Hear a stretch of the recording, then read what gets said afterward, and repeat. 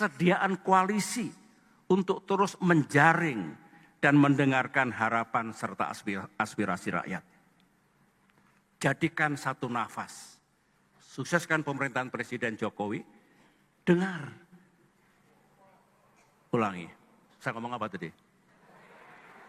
Ini namanya slip of the tongue. Saya ralat. Ini ada pers di sini, saya ralat Presiden Prabowo Subianto. Pak Jokowi sudah pensiun, seperti saya. Sudah ada presiden baru, namanya Prabowo Subianto. Mas Adi, Bang Noel, selamat sore. Terima kasih sudah berkenan untuk menjadi narasumber kita sore hari ini. Bang Noel, ini dua presiden sebelumnya, Pak SBY, Pak Jokowi ini hadir, turut memencet tombol seperti itu. Peran yang diharapkan Presiden Prabowo terhadap presiden sebelumnya seperti apa sih, Bang Noel? Yang pasti ini mencerminkan harapan ya, mencerminkan harapan masa depan bangsa ini ke depan. Karena kita mau ke depan ini para pemimpin-pemimpin bangsa ini yang bicara orientasinya kebangsaan, pasti ada semacam catatan sejarah yang akan menjadi menjadi catatan publik bahwa orang ini memikirkan bangsa ini. Tidak seperti pemimpin-pemimpin yang hanya bicara tentang masa lalu, dendam, kebencian dan lain-lain. Nah, inilah yang kita suka dari apa yang menjadi pidato Pak Prabowo berkali-kali. Bangsa ini harus akur, pemimpin ini harus akur, jangan sampai kita seperti negara-negara yang lain di Arab, Timur Tengah, atas ada beberapa negara yang lain hancur karena apa? Perilaku elitnya dan pemimpinnya suka berkelahi. Nah, kita kalau melihat peran dari kedua mantan presiden ini, Pak SBY dan Pak Jokowi di Danantara nanti akan sebagai apa? Apakah betul sebagai Dewan Pengawas atau ada peran lain ya? Ya, soal peran itu nanti kan Pak Prabowo pasti ada penugasan khusus lah yang akan diberikan oleh Pak Prabowo terhadap dua pemimpin ini. Biar gimana pun Pak Jokowi kan sosok pemimpin yang memiliki integritas, entah dia sebagai apa kan itu hak prerogatif Pak Presiden, bukan saya. Kedua Pak SBY juga sosok yang sampai detik ini memiliki idealisme tentang bangsa ini seperti apa. Artinya soal itu biarlah nanti waktu atau Pak Prabowo yang menjawab, bukan saya. Karena Pak Prabowo yang punya hak prerogatif untuk menentukan siapa. Oke, Mas Adi, kalau melihat kehadiran dari Pak Jokowi, Pak SBY, bahkan ikut hadir di panggung besar, turut memencet tombol saat diluncurkannya Danantara, dari bahasa politiknya, komunikasi ini apa sebenarnya yang ingin disampaikan? Ya, saya kira memang sangat terlihat sekali bahwa Prabowo Subianto itu dalam membentuk badan baru ini, Badan Investasi Nasional yang disebut dengan Danantara, ingin melibatkan semua pihak yang selama ini memang dinilai punya komitmen terhadap pembangunan kebangsaan, terutama komitmen untuk bagaimana melakukan pertumbuhan ekonomi yang secara signifikan. Maka tidak mengherankan kalau kemudian mantan-mantan presiden terdahulu seperti Jokowi dan SBY itu diajak. Nah, yang menjadi tanda tanya itu sebenarnya apakah Megawati itu diundang atau tidak, ataukah diundang tapi tidak hadir, ataukah karena faktor yang lain. Karena kalau kita selalu mendengarkan argumen yang disampaikan oleh Prabowo Subianto, akan selalu melibatkan pihak-pihak mantan presiden terdahulu supaya persoalan kebangsaan dan pembangunan ekonomi di masa-masa yang akan datang ini tentu butuh feedback dan masukan dari pengalaman presiden-presiden sebelumnya.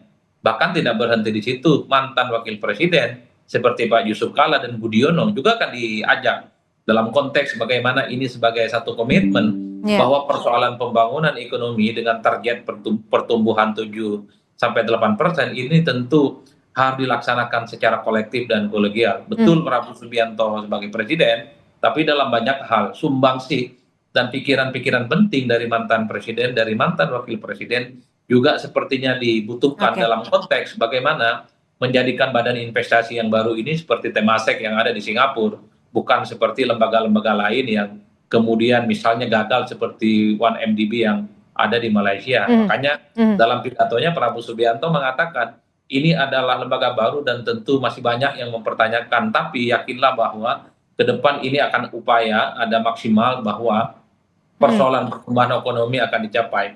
Karena kalau mau jujur, sebenarnya pikiran besar soal dan antara ini menurut saya cukup ideal ya. Karena tentu kita tidak bisa Oke. terus-menerus bagaimana menggerakkan sektor roda ekonomi kita hanya berdasarkan investasi dari pihak luar. Kan kita tahu dari luar itu kan sedang kondisi tidak baik-baik saja terkait dengan geologi politik, terkait dengan perang dingin antara China dan Amerika misalnya, sedang Ya. tidak baik-baik saja.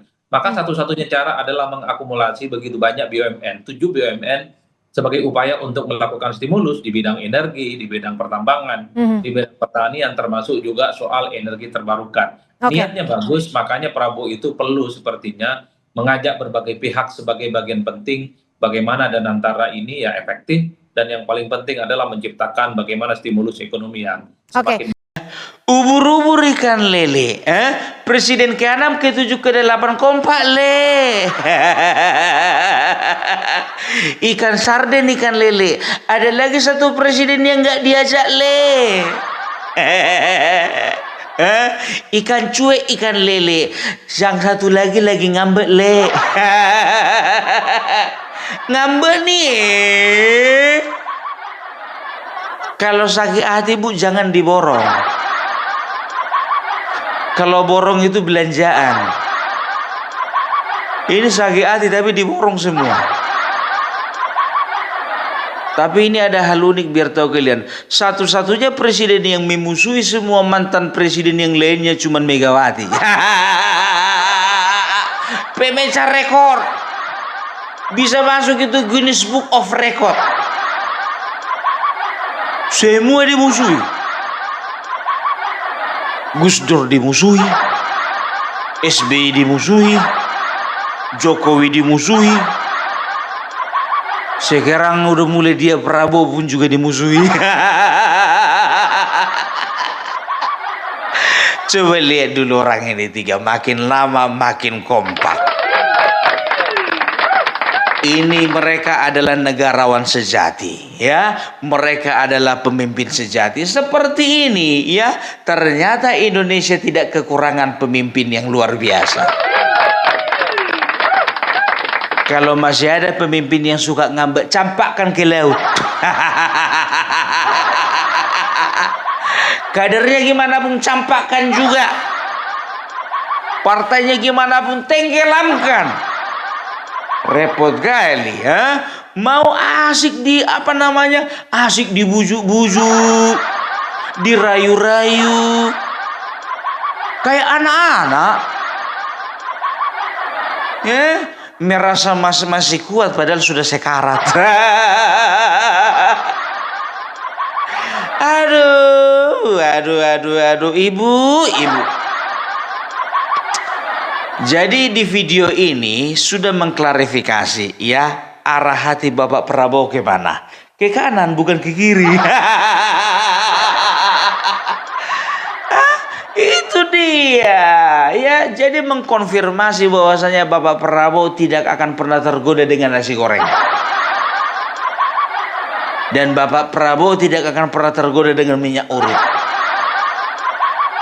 Tapi Bapak Prabowo lebih tergoda kepada orang yang bisa diajak bekerja sama. Dan tahu enggak kalian, jujur aja ku bilang ya, aku sebagai masyarakat makin kesini ya, itu makin simpati loh dengan Bapak SBY. Betul. Aku dulu pemilih SBY memang, cuman ikut-ikutan aja waktu itu. Tapi makin kesini aku tengok, iya kan, Bapak Jokowi, Bapak Prabowo, ditambah Bapak SBY semakin bisa diajak bergandengan tangan. Persepsi masyarakat akan menjadi positif kepada Bapak SBY dan juga Partai Demokrat. Dan tidak menutup kemungkinan 2029 nanti, ya, juara pertama Gerindra, juara 2 Golkar, juara 3 Demokrat. Lah PDIP juara keberapa Bung? Tulis di kolom komentar. Karena kalian yang menentukan.